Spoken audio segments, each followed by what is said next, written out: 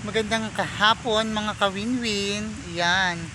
Muli po ay nandito na naman ako sa dating pinag-joggingan namin. So, tingnan nyo po yung place. At talaga nga namang napakaganda.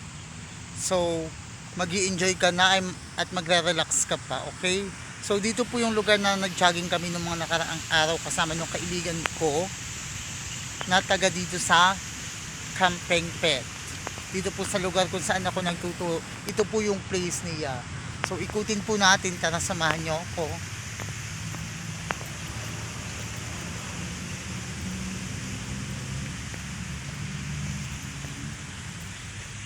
Yan. So kung gusto mong mag-exercise, yan, may mga pang-exercise po dito, may pampaliit ng tiyan. Yan. Ito po yung mga ginagamit namin dito pagka kami nag-exercise. Yan. So maganda yung place. Kaya lang ay hindi siya ganoong kalawak. Okay? So 'di ba? Marami siyang mga puno. Kaya tuwing hapon lang ako napunta dito. Actually, pangalawang punta ko lang dito. Mag-isa. At natuntun ko ito mag-isa ha. Na hindi ko akalain na dito pala ako makakarating. Yan. So ito yung place. So, pasensya na po kayo at laging mukha ko ang nakikita ninyo kasi nga po hindi ko ma-irritate itong cellphone ko. Hayaan nyo po at bibili ako ng bagong cellphone para po mas maganda ang magiging resulta ng mga pagbibideo ko sa mga susunod at mga pagbablog. Okay? So, ito po yung place.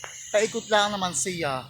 So, ako may hindi na mag-iikot pa para lang yan. Napakaganda ng place. So kapag ka ikaw ipawis-pawisan na, yan. So, lalapit tayo dito sa fountain. Ito yung place niya, di ba? Napakaganda.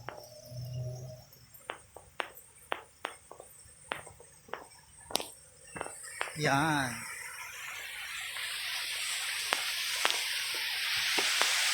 O, di ba? Yan mga kawin-win. O.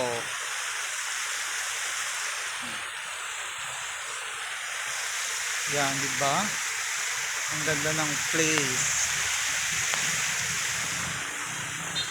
Alam mo, alas 6 po dito ng hapon, kaya yan, napakataas pa rin ng araw.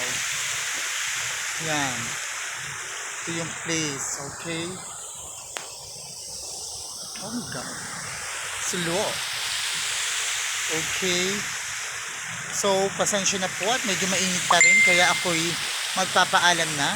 Hangad ko po ang kaligtasan ng bawat isa. Lagi po tayo mag-iingat. So, bye-bye mga kawin-win. I hope you enjoy.